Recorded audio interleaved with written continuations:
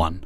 I'm a 38-year-old woman, and my roommate gets on my damn nerves. They're 35, always judging me for existing and passing their responsibilities on to me.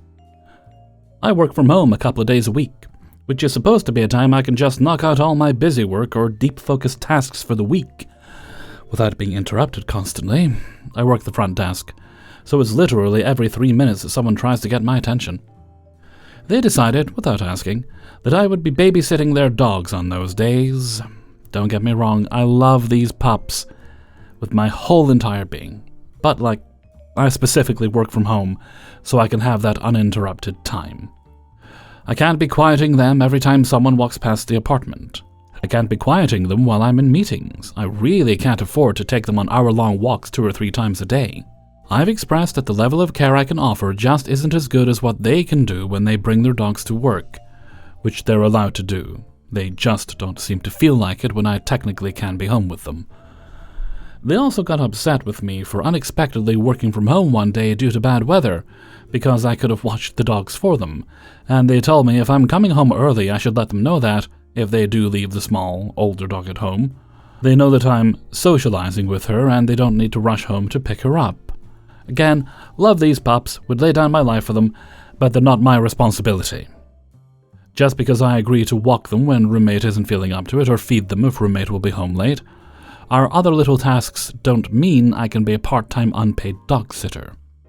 I also don't think it's okay to make demands of my time or to ask me to check in with them if I happen to deviate from my routine. I've started going into the office, or literally anywhere, coffee shop, library, etc., and just lying that I don't have a choice and my boss is making me.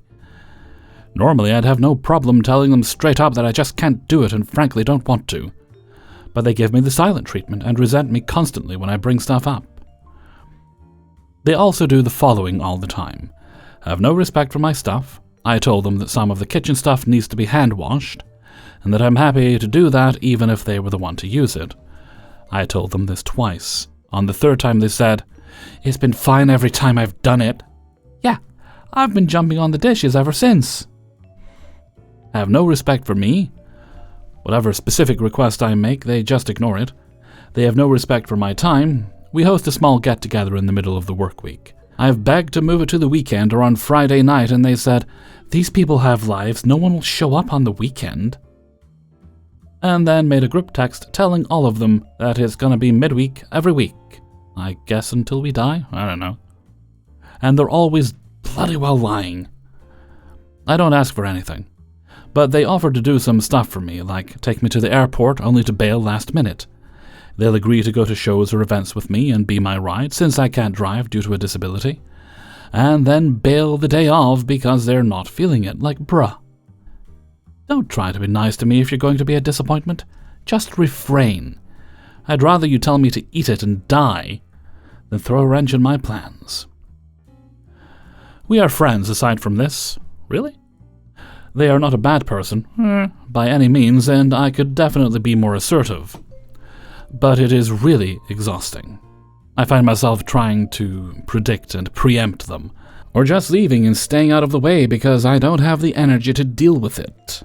We were initially going to move into the next place together, but I had only said I was open to it if the place met all of my requirements, under 20-minute bus ride to and from work near a grocery store close to the center of town, and I wouldn't budge on that. I've budgeted and researched, and I know that I can do a 1-bed by myself, so I didn't care if they were on board or not. They said they obviously wanted someplace dog-friendly, but otherwise had no preference.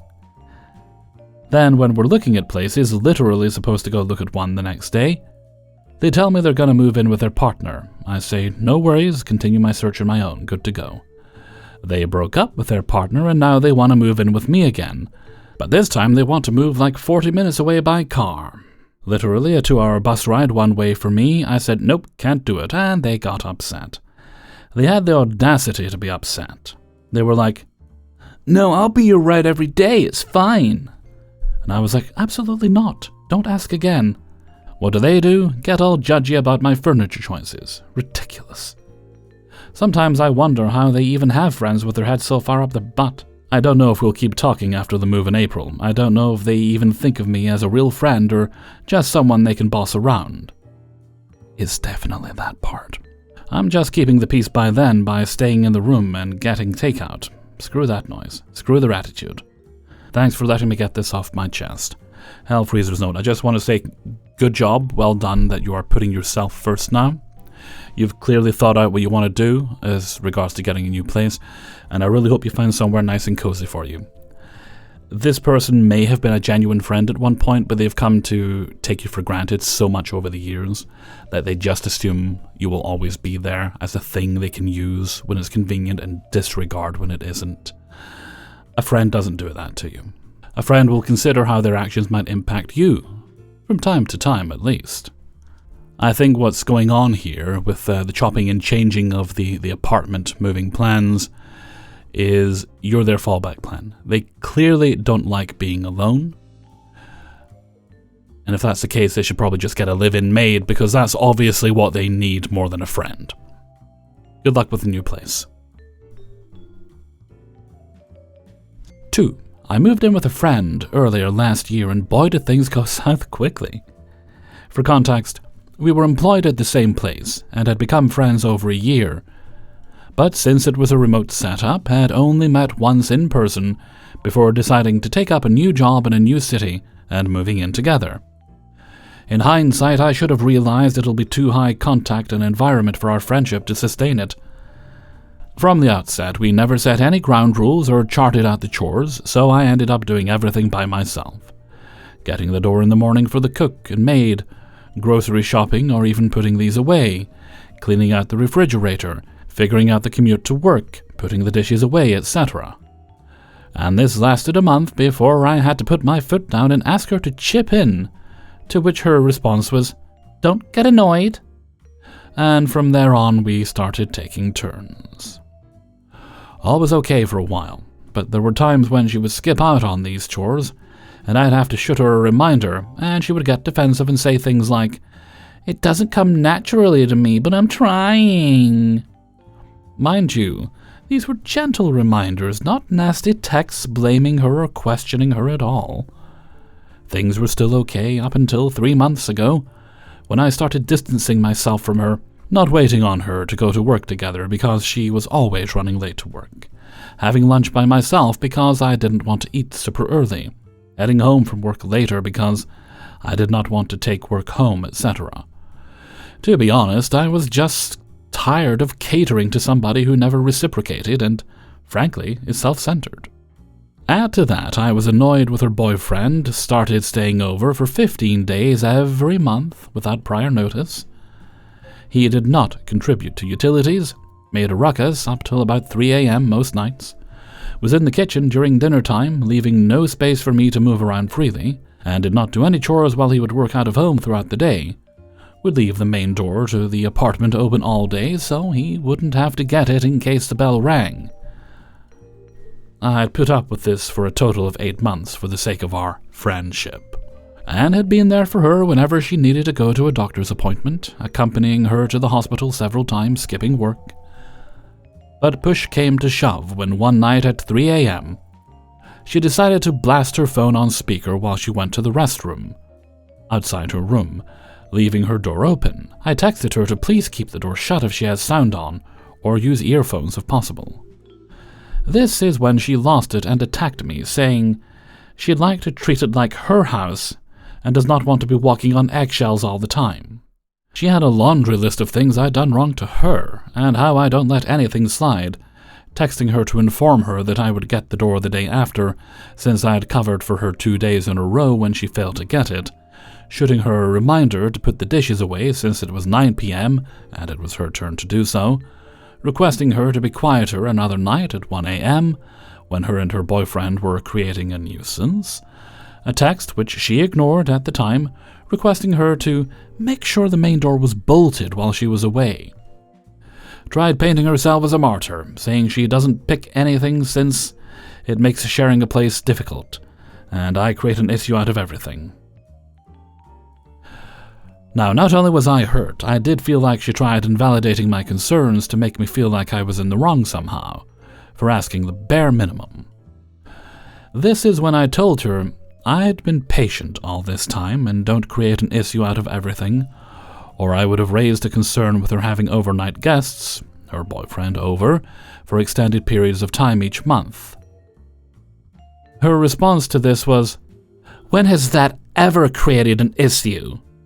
And I tried explaining how I should have set some ground rules from the beginning, and it's primarily on me. No, it isn't.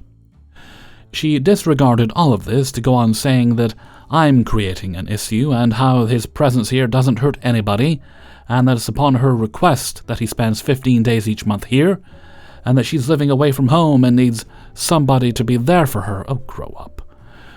I tried being understanding and said, I get it, but this should have been put out there before I signed the lease, so I could have had the opportunity to decide if I was okay with the living arrangement. Her response again was that she didn't realize that this would or should be an issue. And she then lashed out, saying, as long as I was okay with her, I didn't have any problems. Now she's a problem, and everything about her is. To which I again explained that I didn't have any issues with her, and that in future, if she has any concerns with the living situation, I'd be happy for her to voice them so I could work on them, because I did agree to share a living space with her, but not to invalidate my concerns.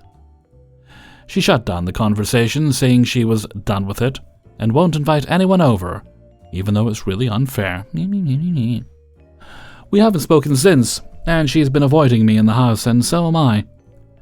I'm positive I don't want to be friends with her in the long term, and I'm not too pressed about it, but it is my first time living with a roommate, and I wanted to understand if I overreacted to the situation, or if it was right for me to stand up and speak up.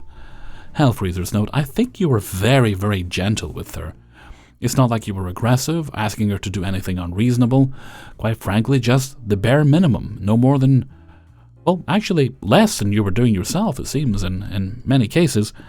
And as for the boyfriend, staying over for half a month every time, using your resources and not contributing anything, most apartments wouldn't allow that. I mean, for crying out loud, girl, if you're that lonely, get a vibrator. Sheesh.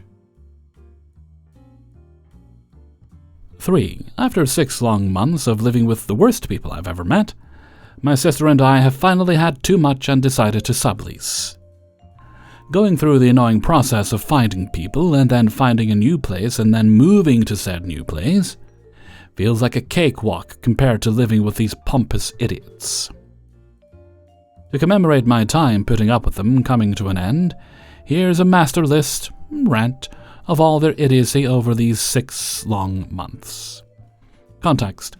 They are a couple of idiots, the man, Dummy, and the girl, Minnie. My sister also lives with me. She'll be called Sis, because beautiful patient goddess is too long to type. The Wi-Fi incident. We're about to move in and I'm handling all the utilities. I tell them I have a good deal with the provider and can get it moved over to our new place. It's only $35 a month total. Dummy says he needs a bit faster for his job, and he will find a better deal for faster service. I just ask that it not be too much more expensive. He assures me it won't be. Flash forward a month. We're moved in, and that job he needs fast Wi-Fi for doesn't exist, and he's traveled to a different state to find work. He lets us know the Wi-Fi bill has come. Everyone owes him $30. $30 a person in a 4-person household. Sis reasonably is like, hey, what? We told you we couldn't pay much more than we were paying before. His reasoning, we were paying $35 before, so this is actually less. Yeah, so confirmed he doesn't understand basic math. He knew it was $35 split between people. This tells him that's actually not how that works, and he says she's attacking him and being condescending.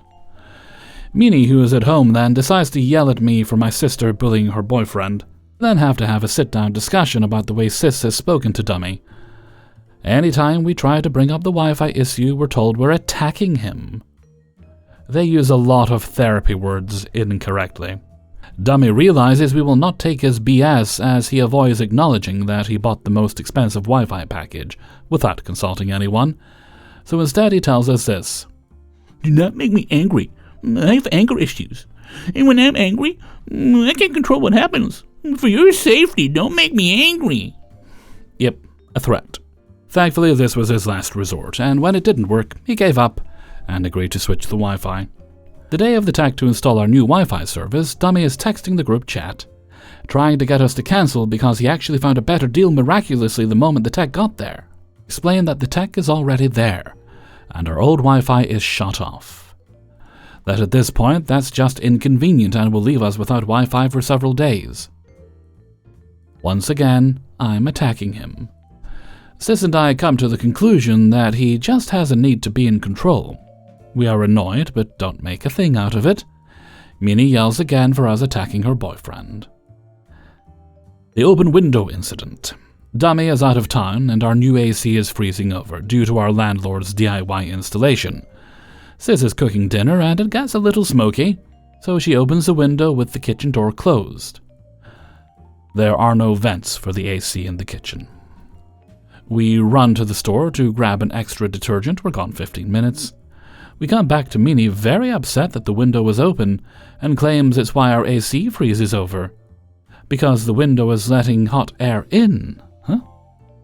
She then explains, not even correctly, how AC systems work, speaking to us like dumb children. I don't let people talk to me that way, so I say, "You do not speak to me that way. I speak to you with basic human respect and courtesy. You will do the same." She retreats to her room, comes back in 10 minutes and tells me I made her cry. I half apologize, but tell her I stand by what I said and will not be spoken to like a child. Minnie huffs and storms off. Sis and I come to the realization she was hoping the tears would excuse her actions. So by this point, 2 months have passed and we've learned Dummy uses threats to skirt accountability, and Minnie uses tears. 4. This all happened in my first year of college, and I feel the need to document the things I remember so I can look back and remember how nice it is not to live with this person anymore. I had 3 roommates during my first year of college. The dorm itself had so many issues. Not clean upon move-in, cockroach infestation in our wing that took weeks, and getting the school and law involved to bring in an exterminator, and the landlord was just a total buttwipe. Homophobic, racist, transphobic, you name it, pretty much. Me and my 2 roommates, A and B, all got on super well, but C was the issue. She was a transfer student from China, and we were all super excited to meet and compare our ways of living. For the first week, it was really great actually. We all talked and learned about each other, but we had no idea how bad it was going to get. Me and A were both 18 at the time, B 21, and C was 20 to 23?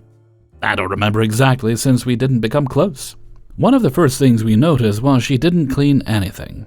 We even tried teaching her how to just in case she had never done it. But she would immediately forget or do things wrong and act like it was impossible. Like how do you mess up dusting after a demonstration of wiping down the counter with a cloth? She would spray every surface with Windex and then wipe it down. Windex? For everything! Stovetops, sinks, fridge, etc. We didn't even realize she was doing it until A noticed and told her it was only for glass. Not her fault, but we showed her not to clean everything with a rag and surface cleaner. She had 0 food safety skills. Even after the hundreds of times we told her you can't just leave raw meat out all day, she would keep doing it, and then throw it in the trash after deciding she wanted to eat something else instead. She would make cereal, then not finish it, and instead of throwing it away, she would put it in the microwave? She moved out a week before us, and over the weekend a bowl of cereal sat in the microwave, since the 3 of us were all back home that weekend. That was a smell I wish to never smell again. She used up 90% of the fridge space. This was a fridge that was about 5 feet 6 inches tall, maybe 2 feet 6 inches wide. Not super big for 4 people. At the top was a freezer which took up a foot of the height. She would stuff the fridge so full that the rest of us shared roughly a single shelf. And then, she wouldn't touch any of it. I've always found wasting food disrespectful and just crazy. If I'm spending my money on food, I'm going to eat it, even if I end up not really liking it.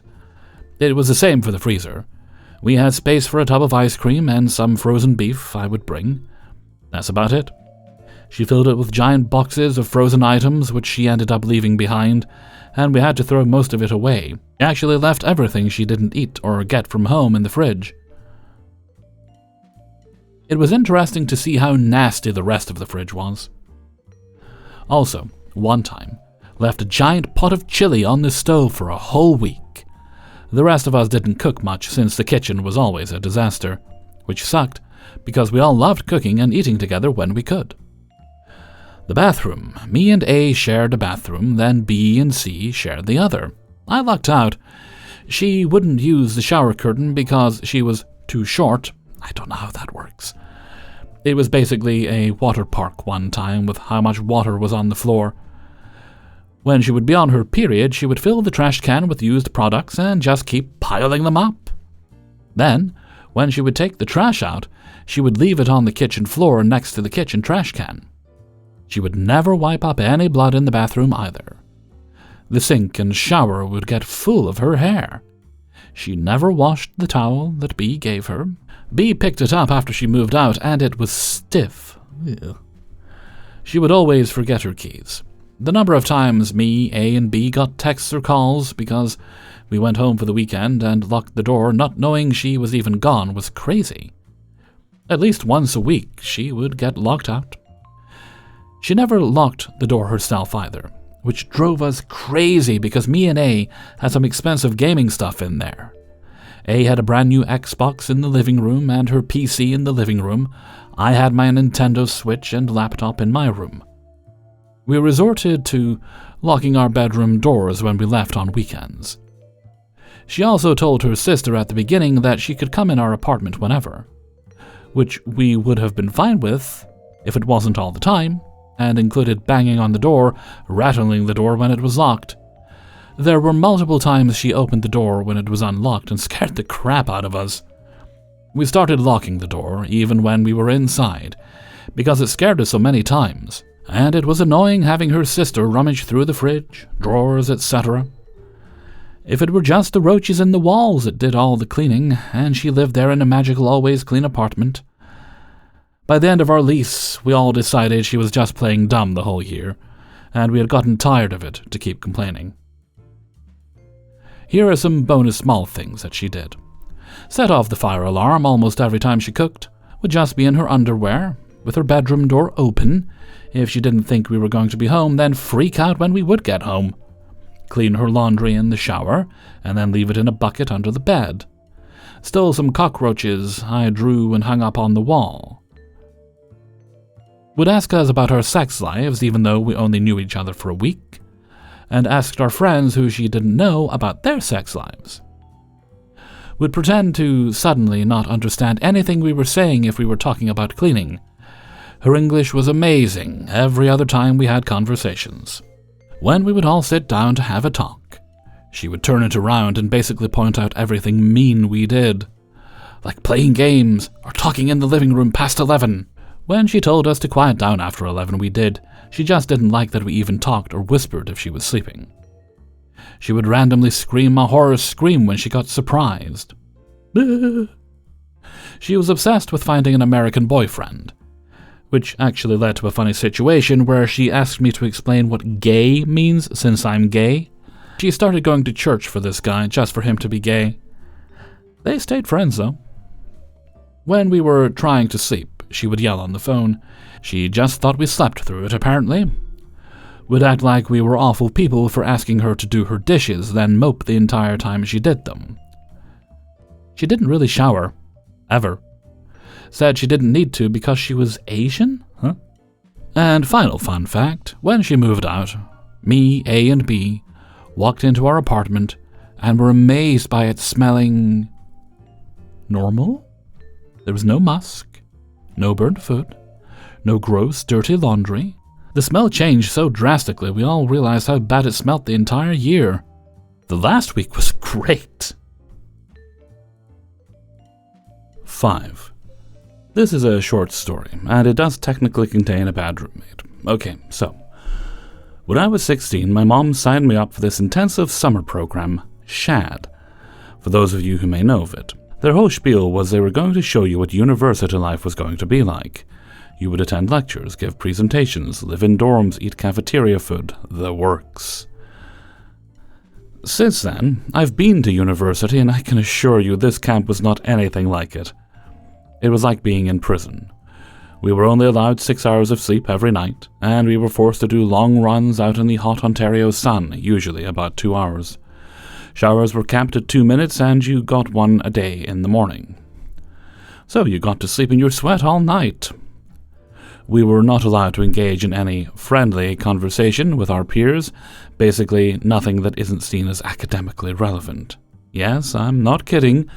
Our conversations were monitored to be good-willed.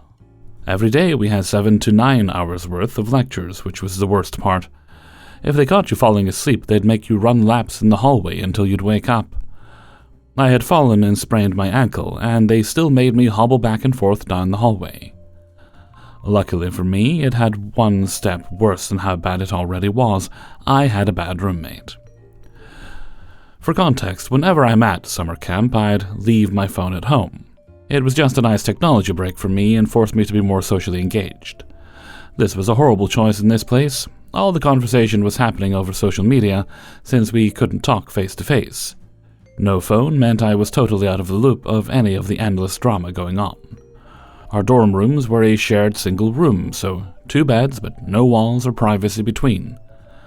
We had to do a supervised introduction of our hobbies and interests. She was the most normal girl from Ontario ever. Once the guards left, I tried to talk to her, but she seemed really quiet and shy. So I gave her some space. I've been the shy kid too. My strategy is just to be kind when I can and let them open up if they want to. Since we weren't allowed out of our dorms at night, we had to change in front of each other. I kinda just turned around and faced the wall. It was awkward, but what can you do? After the first or second day of camp, I started being totally shunned by everyone. No one would talk to me anymore, just flat out ignored me. I had no clue what was going on, and it really hurt me. I ended up crying myself to sleep for the majority of that month, not only because of the insane rules of the camp, but because I was so lonely and hurt.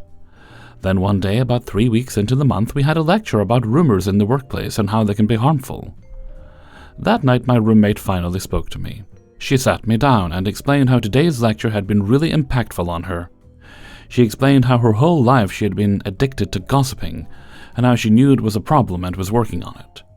She explained how bad she felt seeing me sad and alone every day and that she wanted to come clean. She had talked about me behind my back with the rest of the camp. She told them she found me really creepy, and I would always stare at her when she was getting undressed. She told them I had tried to film her getting undressed with my phone. Her confessions hit me like a rock, and I started crying in front of her. Finally, I had an answer for why everyone hated me, and none of it was my fault. I hadn't done anything at all. She told me she was so sorry for what she had done, and she asked me if there's anything she could do to make up for it. I asked her to tell them the truth and clear my name. She said she wasn't willing to do that admitting she lied this whole time would ruin her reputation. I told her I wouldn't forgive her then, and she said that was my choice, and if I wanted to hold this mistake against her, she would just go ahead and make my life even worse. She said if I ever spoke up or said anything, she would figure out who I was and email my school and my parents and tell them I had assaulted her. She would ruin my life. Then she just turned around and went to bed. I'm turning 23 soon, and I'm glad to say that nothing that camp said about me or my life turned out to be true. This is the first year since then that I've had normal roommates, and I hope to share some stories with this channel as I heal. Hey everybody, Hellfreezer here, and thank you very much for listening to Bad Roommates, episode 51. And thank you very much for everybody who allowed me to use and sent in stories for use in this video. If you haven't already subscribed, please do so. That is very helpful to the channel. And you can also support me on my Patreon page if you'd be so good. Even as little as $1 a month is super helpful. Okay. I don't think we have any other business today, so let's move along to Hellfreezer's question of the day.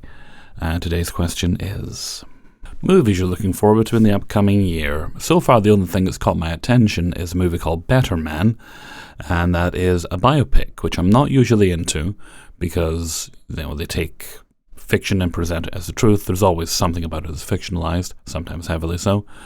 But this one is just kind of leaning into the whole idea of that. And it's about Robbie Williams, for those of you who don't know, because I don't think he made it big over in the States. I know he definitely has American fans, but he didn't quite hit over there the way he did here. Robbie Williams was in a group called Take That. They were one of the very popular boy bands of the 1990s era, especially in the UK. And he was the first one to go solo, and is the one who's also had the most success. You might be familiar with the song Angels. I won't sing it right now, but look it up. It's a good song.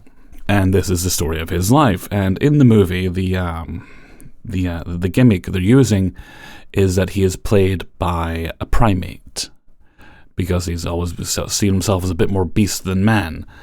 And that caught my attention. I thought, yep, absolutely, go for it. Like, now give me a David Bowie biopic where David Bowie is an alien being from another world. Give me that. Give me the story of Led Zeppelin, but they're all played by cartoon Zeppelins, with faces and things like in Cars. That would get my attention. Redo the Queen biopic, but this time replace Freddie Mercury with the Queen. Like, if you're going to do it, we all know it's nonsense anyway, so go all out and have fun with it. I mean, Elton John had the right idea. He definitely had fun with his. Anyway, let me know what you think in a comment below. And before we go, let's take a look at the answer of the day from a previous video. And I'm pulling this answer from Revenge's Ice Cream 242. And this was about things you want and then you regret when you get them because you suddenly remember all the reasons why you didn't have it before. And today's answer comes from Mistress of Dahara. We're 6 months into winter here in northern Michigan and I've had enough. I feel like I'm being harassed now. Thank you very much for your answer, Mistress of Dahara. Okay, and with that, I'm going to head off for now. So until next time, thank you very much for listening and take very good care of yourself.